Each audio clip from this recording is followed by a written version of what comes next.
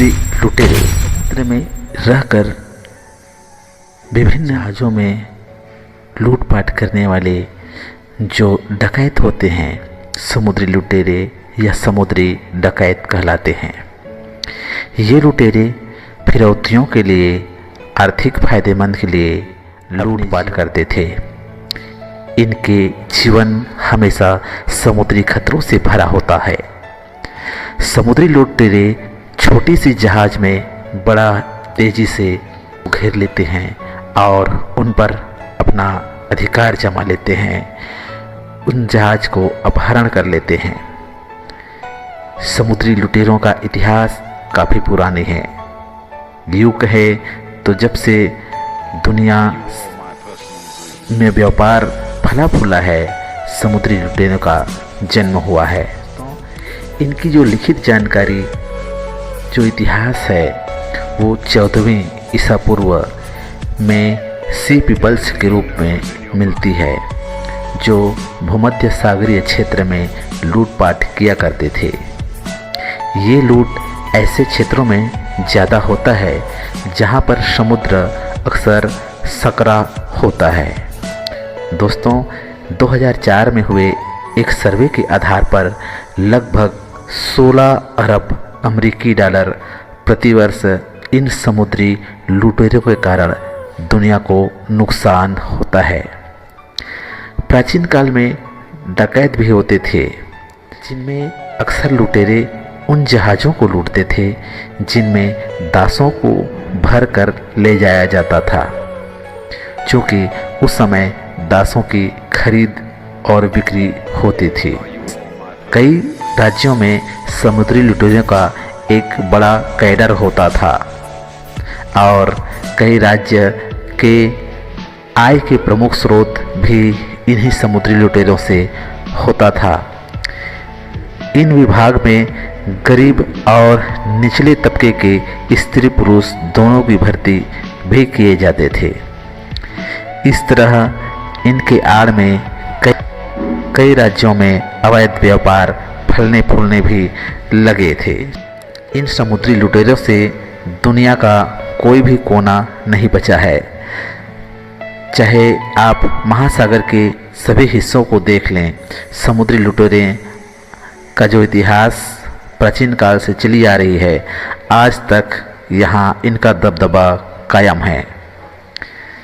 कई शासकों ने इनके दमन के लिए कई प्रकार के कठोर कानून भी बनाए। कई तरह से इनके लिए सजाओं का भी प्रावधान किया गया, जिनमें मौत की सज़ा भी थी। ऐसी मौत जिसे देखने के बाद रूह कांप जाए।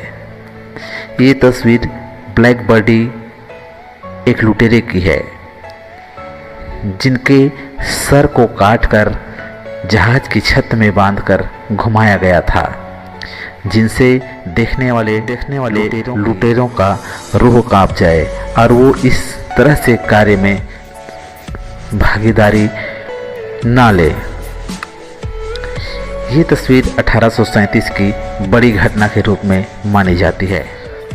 सजाएं अक्सर मौत की होती थी, जिनमें से जो डाकुओं का कैप्टन होता था, उनकी सजाएं और ही ज़्यादा खतरनाक होती थी। इतिहास में एक और जानकारी मिलती है। कैप्टन था जिनको लोहे के पिंजरे में बंद कर उनके शरीर को हवा में लटका दिया गया था और यह शरीर जब तक पूरी तरह से सड़ ना जाए, इनसे हवा में लटका कर ही रखा गया।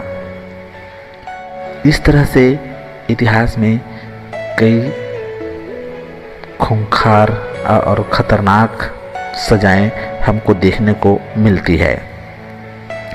दोस्तों, इनकी सामाजिक और व्यवहारिक जीवन, तो समुद्री डाकुओं की जो सामाजिक जीवन था वो समानतावादी होते थे। लूट के माल को पदानुक्रम बांटते भी थे और इनमें से ज़्यादातर विचार कैप्टन के आधार पर या उनके विवेक पर निर्भर होता था। समुद्री लुटेरे अपने दल में महिलाओं को शामिल नहीं करते थे। उनका मानना था कि महिला शामिल होने से अपशकुन होता है, इसलिए लुटेरों के दल में केवल पुरुष ज़्यादा शामिल होते थे। इनमें कई प्रकार की मान्यताएं और धारणाएं भी थी, जिनमें से एक है समुद्री लुटेरे अपने कान में बाली पहनते थे। ये झुमके या बाली आज के लड़के में भले ही फैशन के रूप में आप देखते होंगे, परंतु ये झुमके पहनने के पीछे इनमें एक मान्यता थी कि कान में झुमके या बाली पहनने से आँखों की जो रोशनी है वो तेज होती है, जिससे वे समुद्र में बहुत दूर दूर तक आसानी से देख सकते हैं। और एक मान्यता थी कि कान की बाली में लगे हुए धातु में कोई दिव्य शक्ति होती है, जिससे उनकी आँखों की रोशनी तेज हो जाती है और वो समुद्र में दूर दूर तक भी देख सकते हैं। वहीं दूसरा मिथक यह था कि कान में छेद करने से समुद्र में जाने से होने वाली जो घबराहट होती है वह घबराहट नहीं होती। कान में बाली पहनने से या झुमके पहनने से ये समुद्र में नहीं डूबेंगे। इस तरह से बहुत सारे मिथक थी, मान्यताएं थी, जिनके कारण ये लोग अपने कान में झुमके और बालियां पहनते थे। दोस्तों, इनकी सामाजिक जीवन में हम इतिहास में झांकते हैं तो पाते हैं समलैंगिकता पर विश्वास करते थे। समलैंगिकता समुद्री लुटेरों का एक आम बात थी। बाकी दुनिया के लिए यह भले ही सामान्य नहीं था, परंतु इन लोगों के लिए यह सामान्य था। समुद्री लुटेरे काफ़ी समय तक समंदर में अपने जीवन बिताते थे और उनके साथी नहीं होते थे, जिनके कारण वो अपनी शारीरिक ज़रूरतों को पूरी करने के लिए समलैंगिकता को अपनाते थे। कुछ समय पूर्व फ्रांस ने इस समलैंगिकता को बचाने के लिए इन समुद्री लुटेरों के साथ वेश्याओं को भी भेजना शुरू किया था। पाँच समय तक रहने और उनमें से कई प्रकार की बीमारी से बचने के लिए ये एक रहस्यमय पेय भी पीते थे। समुद्र की विकट परिस्थिति में कई बीमारियों से जूझना आम बात थी।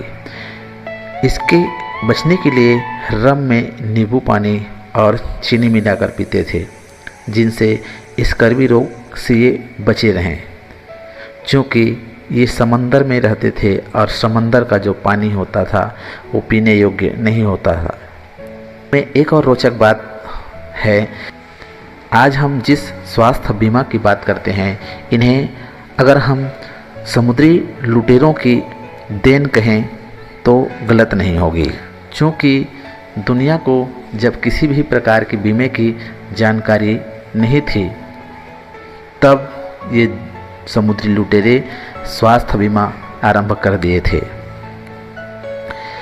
समुद्री लुटेरे अपने साथियों के लिए स्वास्थ्य बीमा आरंभ कर दिए थे, क्योंकि अधिक समय तक समंदर में रहने से कई लोग बीमार हो जाते थे और वापस आने लगते थे। ये लोग स्वास्थ्य बीमा आरंभ किया। एक लुटेरे कैप्टन मॉर्गन ने अपनी संहिता में इस बीमा का जिक्र किया है। समुद्री लुटेरों का एक और देन कहें, जिसमें लाल रंग को खतरे का निशान माना जाता है, क्योंकि 18वीं सदी से पूर्व जहाज़ों में खतरों के लिए काले झंडे का प्रयोग किया जाता था, परंतु लुटेरों ने काले झंडे की अपेक्षा लाल रंग को खतरे के निशान बनाया।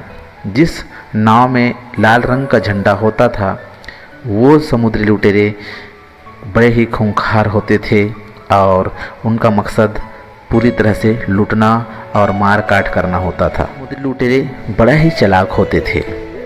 दुश्मनों को डराने के लिए अजीब अजीब तरह से अपने चेहरे को बदलते थे। लंबी लंबी दाढ़ियाँ रखते थे समुद्री लुटेरे, जिससे भयावह दिखने लगे। एक मशहूर समुद्री लुटेरे एडवर्ड ब्लैकबियर्ड ने अपनी दाढ़ी में मोमबत्ती और फ्यूज रख देते थे। लड़ते समय ये मोमबत्ती और फ्यूज जला देते थे, जिससे बहुत सारा धुआं निकलते थे। उस धुएं से उनका चेहरा बड़ा ही खतरनाक और भयावह दिखता, जिससे दुश्मन भी लड़ने से डरते थे। तो दोस्तों, यह थी रोचक बातें समुद्री लुटेरों की। इन रोचक बातों से आप समझ ही गए होंगे कि समुद्री लुटेरे कितने ही चालाक, चतुर और खूंखार थे। तो दोस्तों, आज की कहानी में इतना ही। फिर मिलेंगे एक नई कहानी के साथ। अपने अजीत दोस्त सुरेश को दीजिए इजाज़त। अलविदा। जय हिंद।